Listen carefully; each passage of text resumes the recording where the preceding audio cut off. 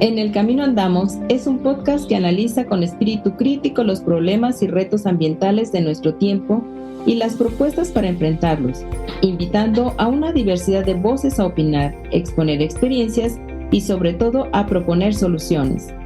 Nuestra visión es que la respuesta a los grandes problemas ambientales no depende solo de los paneles científicos, altos funcionarios o grandes empresas, sino de la exigencia que tengamos como sociedad, y para ello necesitamos estar informados.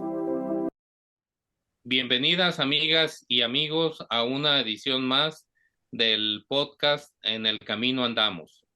Hoy vamos a hablar de la lucha contra la desertificación y la sequía, el manejo sustentable de tierras, y para ello hemos invitado a un experto en el tema, Gonzalo Chapela y Mendoza.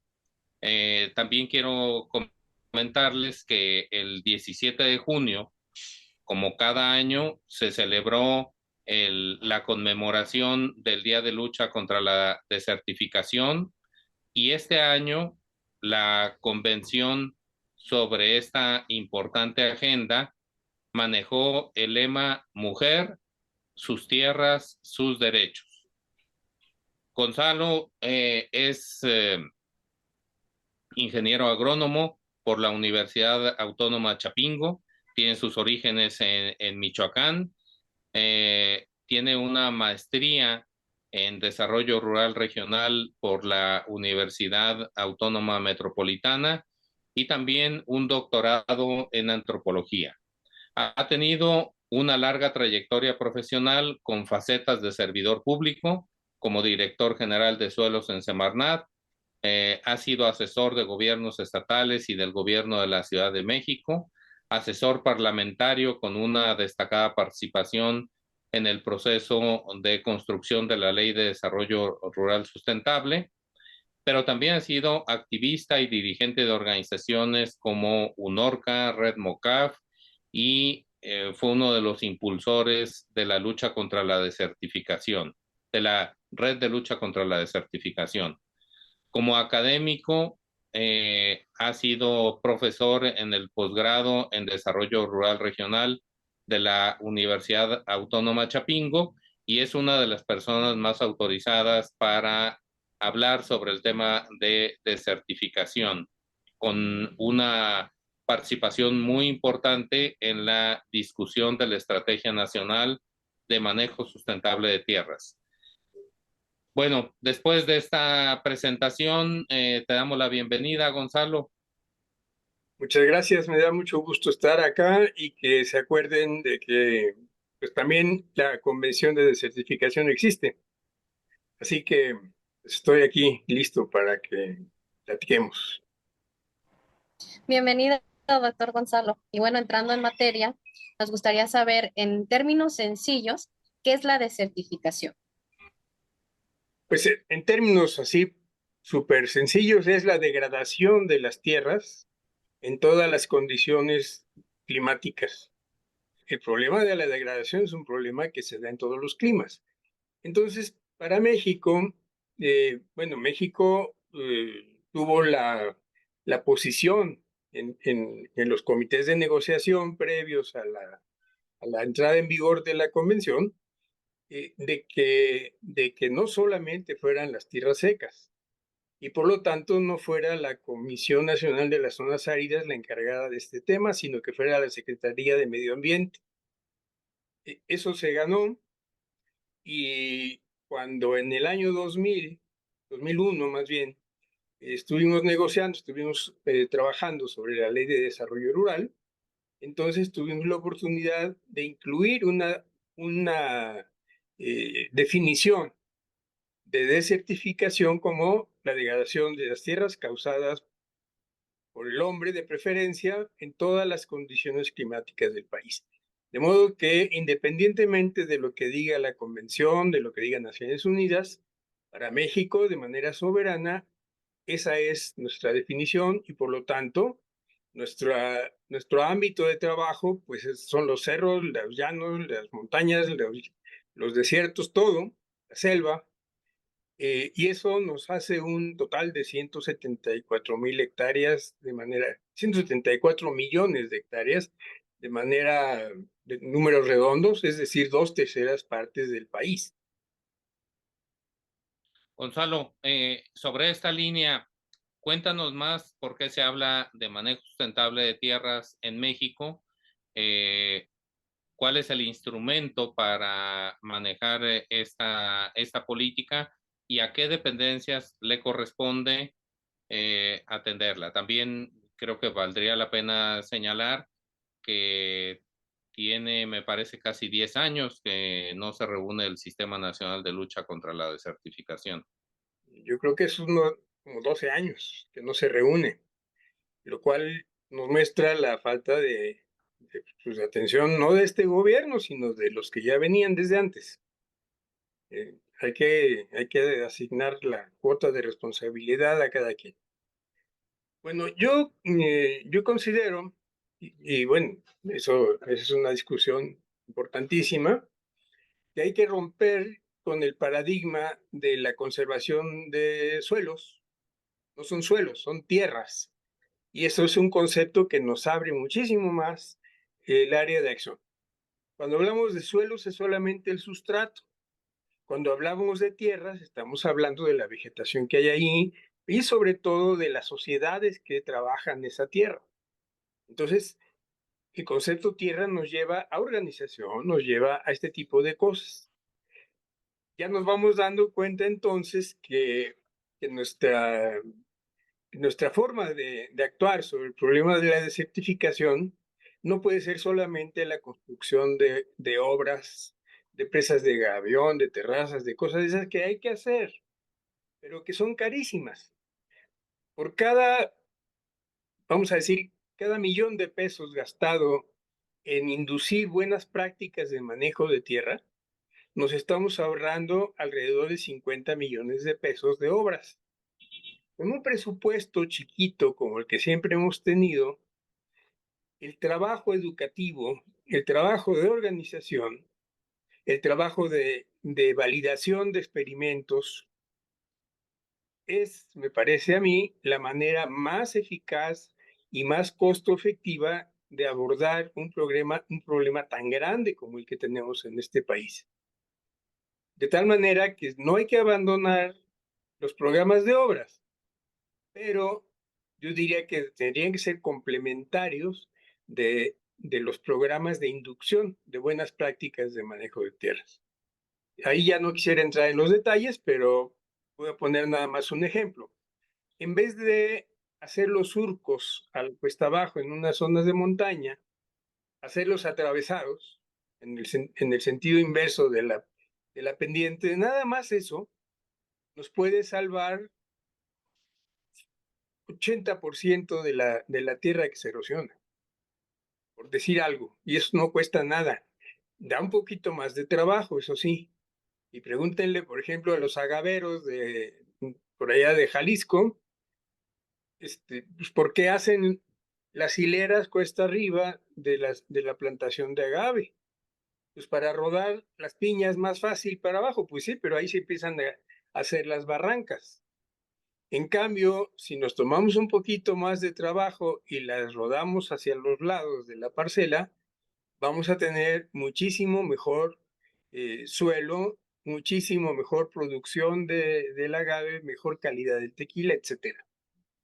Entonces, son solamente un par de ejemplos, pero pues como decía Gustavo, no nos podemos quedar aquí, o más bien nos encantaría quedarnos aquí un par de días por lo menos para hablar de todas estas cosas.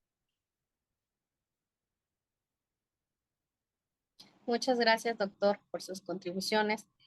También nos gustaría que nos pueda hablar un poco sobre la importancia de la lucha contra la degradación de tierras y la desertificación, así como también sobre las consecuencias que se tienen al no atender esta problemática.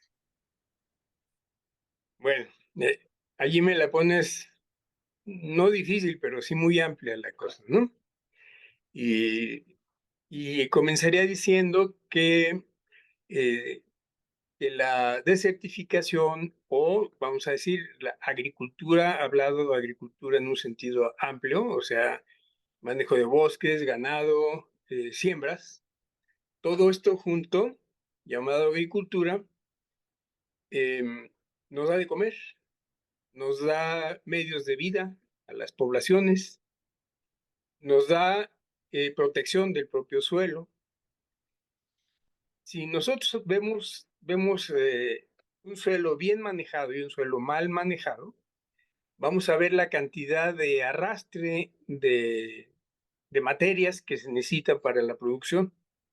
Entonces, conservar un buen suelo mediante prácticas como la agricultura regenerativa o la ganadería regenerativa silvopastoril o el manejo comunitario de los bosques, implica tocar, implica ganar, implica aumentar la productividad, a la vez que se aumenta la resiliencia de las poblaciones humanas y la resiliencia de los cultivos, de los bosques, del ganado. Esto está súper demostrado por todos lados y diría nada más dos cosas adicionales. Una de ellas, la mayor posibilidad de juntar dióxido de carbono es en el suelo, como materia orgánica. Se calcula que si por 27 años nosotros incrementáramos 3% el contenido de materia orgánica en los suelos, regresaríamos a una atmósfera preindustrial. O sea, cuando no había contaminación ni había cambio climático.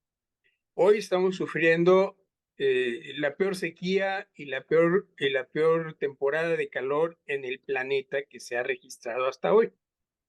Bueno, de ese tamaño es la importancia del manejo sustentable de las tierras. Y por último, pues tendría que hablar de las cuencas. Una cuenca que no retiene el agua, la suelta. Va la erosión, etcétera, pero vienen las inundaciones y todo lo demás. ¿De qué tamaño es el daño económico de una inundación de una ciudad? O sea, son cientos o miles de millones de pesos y de dólares, o lo que quieran. Y sobre todo, lo que no tiene precio son las vidas humanas que ahí quedan gracias a una falta de un manejo adecuado de las cuencas. Estamos también considerando, estamos viendo que Naciones Unidas nos está hablando de que la escasez de agua junto con el cambio climático, pues son problemas que se retroalimentan uno a otro.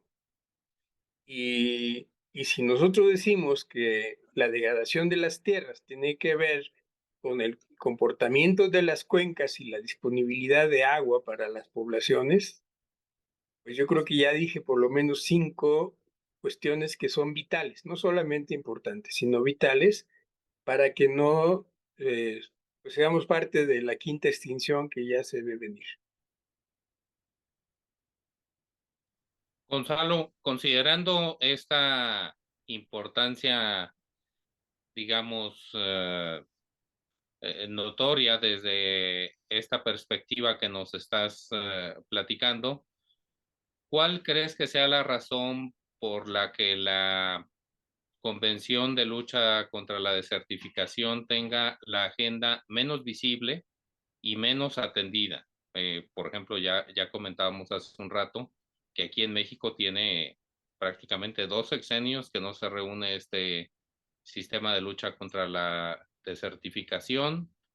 Y bueno, platícanos un poco tu opinión al respecto y si crees que deban de fusionarse las convenciones o qué hacer para equilibrar la agenda.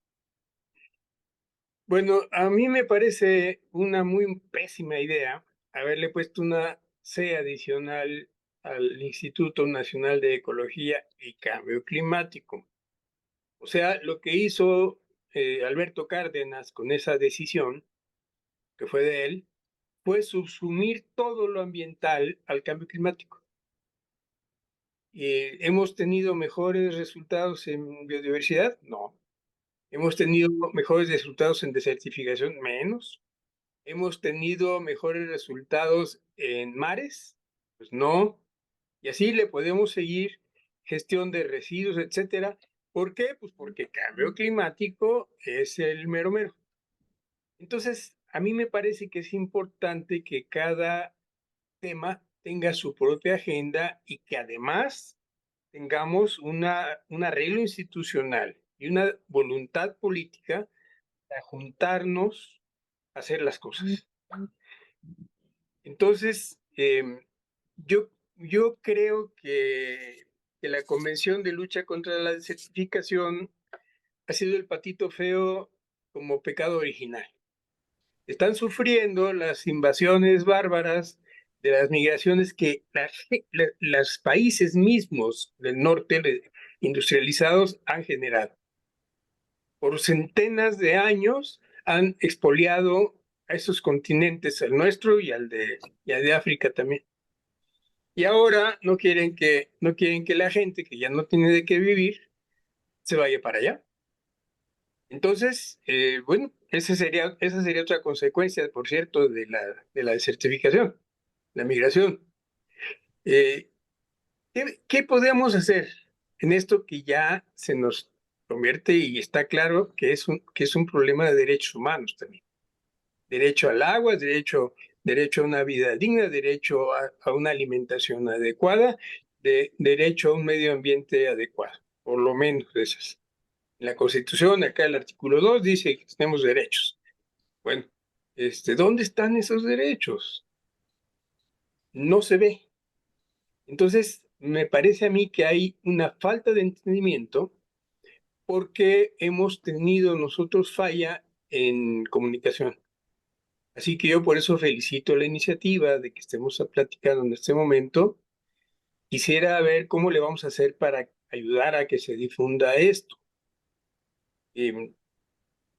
Yo no puedo encontrar otra razón más clara que la falta de conocimiento por parte de la gente que toma decisiones o que crea opinión o que hace las leyes de qué rayos es esto de la desertificación. Nos mandan siempre a un rollo de camellos. Pues no, tenemos que entender todo lo que estamos platicando hoy para darse cuenta de que es un tema que fabrica políticos, que fabrica candidaturas, que fabrica gobernaturas y presidencias de la República, si lo saben manejar. Hemos fallado los que estamos tratando de hacerlo esto desde las asesorías o desde la función pública o en el trabajo legislativo, porque al final de cuentas el resultado, pues aquí está, si nos evalúan por resultados, estamos reprobados. Yo lo digo autocríticamente, pero no derrotadamente, pues estamos ya en elecciones. Entonces, pues ahí tenemos una oportunidad de salir adelante, ¿no? Sí. Gonzalo, hablando de esas inequidades que hay de atención a las agendas ambientales, quisiera poner sobre la mesa otra de las desigualdades que pone de manifiesto el lema que ha escogido la Convención de Lucha contra la Desertificación para este año, que es Mujeres, sus tierras, sus derechos. Platícanos un poco más sobre esto. Yo creo que la manera de abordar esta faceta, este ángulo del mismo problema, es pues lo que se hace en el tema de equidades de género, en este caso, y es comparar cómo les va a los hombres y cómo les va a las mujeres, ¿no? Y que yo sepa, por lo que me ha tocado vivir en campo, pues las que acarrean el agua son las mujeres, las que cargan la leña son las mujeres. Las que se llenan los pulmones de humo y luego les da enfisema son las mujeres. Entonces, el tener plantaciones leñeras junto a la casa, el que haya un buen cuidado de la cuenca para poder tener agua en la casa y no tenerla que acarrear, todo este tipo de cosas son, me parece a mí, la perspectiva de género de la misma cuestión. Cuando hemos tratado este tema, y justamente que mencionabas antes la Estrategia Nacional de Lucha contra la Desertificación, uno de los temas que poníamos era una especie como de rebeldía frente a la equidad de género como se ha manejado. Yo digo que para hablar de equidad de género se tiene en el campo, por lo menos se tiene que hablar de 4 cuestiones. 1, abasto de agua. 2, abasto de combustible. 3, molienda del maíz. 4, cuidado de los niños. Entonces, estamos aportando esto si hay guarderías. Estamos aportando a esto si hay maíz nixtamalizado en polvo o si nos organizamos para tener un molino o algo así. Estamos en posibilidades de la participación de las mujeres si hay espacios para la toma de decisiones y si tienen el tiempo suficiente para poder ejercer esos derechos. Mientras tanto, pues esto es una entelequia, es casi una burla, diría yo, a las mujeres. Yo por ahí la vería, ¿no? Muchas gracias. Gracias. Agradecemos sus aportes, doctor, para este tema de suma importancia. Y bueno, comentarles que estamos llegando al final de nuestro podcast, pero antes de despedirnos, queremos cerrar con una última pregunta. Sabemos que se acercan ya las próximas elecciones presidenciales en el año 2024 y nos gustaría saber usted qué le propondría a los partidos y aspirantes presidenciales sobre política pública en materia de manejo sustentable de tierras y lucha contra la desertificación. Para comenzar, les propondría que fueran a darse una paseadita y a ensuciarse los zapatos y a tostarse la piel y a ver si no les da cáncer. Eso sería lo primero. O sea, que conozcan, que sepan de qué se trata. Segundo, que le hagan caso a los asesores, que los junten. Necesitamos escuchar a los que tienen la experiencia también. Hemos hecho muchas formulaciones. Y yo diría que tenemos ese documento al que se refiere Gustavo, que costó muchísimo trabajo. Tenemos la Ley de Desarrollo Rural Sustentable y en este momento se están discutiendo cuestiones sobre el agua. Entonces a mí me parece que ahí tenemos ya el material. Cada 6 años hemos estado insistiendo. Si nosotros pudiéramos hacer, y yo ese sería un planteamiento concreto a la red, a ver a quién se dejen, que paguen un equipo chiquito de 3 gentes, de 4 gentes, a recopilar todos los planteamientos que se han hecho en los últimos 30 años sobre el tema y poder generar un documento que se pueda discutir. Y el que se comprometa con esas cosas, pues bueno, ameritará el voto, el que no, pues no. Eso ha sido el actuar de la red MOCAF durante los últimos, por lo menos, 36 años o no sé cuántos, muchos años ya. Y yo creo que esa es la ruta adecuada. ¿Con qué partido? Con todos. ¿Con qué candidato o precandidato? Pues con el que se deje. Así lo hemos hecho y así creo que tendríamos que hacerlo. Gonzalo, en materia institucional, ¿quién crees que deba de llevar la agenda de lucha contra la desertificación? Bueno, yo creo que tiene que haber el Consejo Nacional. Hay tareas pendientes, ¿no? Tiene que haber una ley para esto.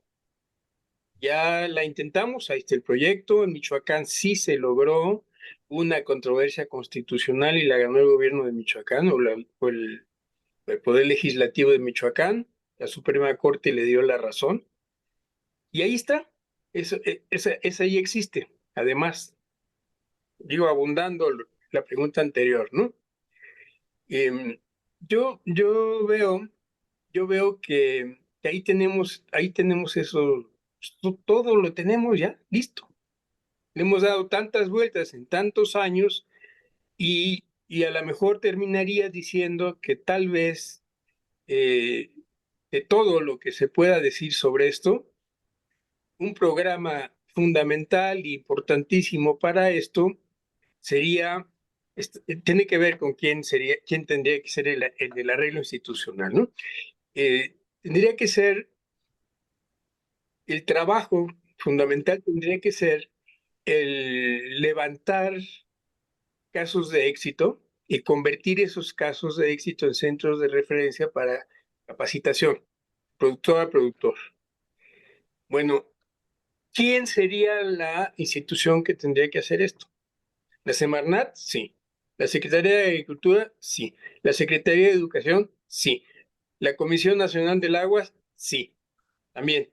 Que se echen un volado entre todos, una rifa, no importa quién encabece. Puede ser, inclusive puede ser una presidencia rotativa, pero esas como que se diluyen un poco, ¿no? Lo que yo creo que es importante es que funcione un Consejo Nacional y consejos estatales pegados a la estructura de participación y de corresponsabilidad que plantea la Ley de Desarrollo Rural Sustentable. O sea, donde hay un Consejo de Desarrollo Rural tendría que haber pegado un consejo o un comité de lucha contra la desertificación. Entonces, desde mi punto de vista, esa sería la gobernanza que debería ser. Hay que revisar qué es lo que tiene la ley de desarrollo rural y qué es lo que tiene el proyecto de la ley de conservación de tierras, pero es más o menos lo mismo. O sea, es público-privado, es participación de los órdenes de gobierno, un lugar muy importante para el municipio en el caso que tiene que actuar el municipio. Los consejos de cuenca tienen que coordinarse también. En eso hemos trabajado también muchísimo y ahí están los materiales también. En el caso de Michoacán, hicimos también un ensamble con la Secretaría de Agricultura para ver qué cosas podrían transferirse al gobierno local y qué cosas debería conservar la Federación en materia de desarrollo rural. Salió un ejercicio muy interesante. Ahí está también como antecedente. O sea, no tenemos que inventar el hilo negro ni el agua tibia a estas alturas. Sí, muchas gracias. Gonzalo, ha sido una charla muy rica.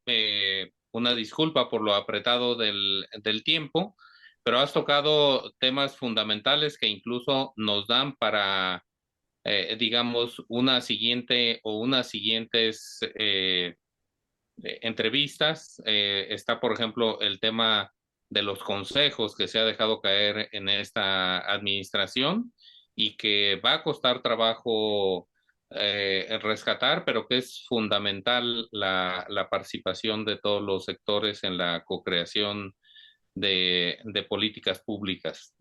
Pues muchas gracias, Gonzalo. Pues gracias a ustedes. Ojalá que el público le saque jugo a esto que estamos hablando. Seguramente sí, y estaremos invitándote para otros capítulos, Gonzalo. Me encanta la idea, gracias. Hasta luego. En el Camino Andamos es una producción de Tecuani TV. Conducción, Nancedalia Ramírez y Gustavo Sánchez. Edición, Osiel Torres. Investigación, Olivia Olivar. Producción, Guadalupe Leiva. Identidad gráfica, Badit Saleh.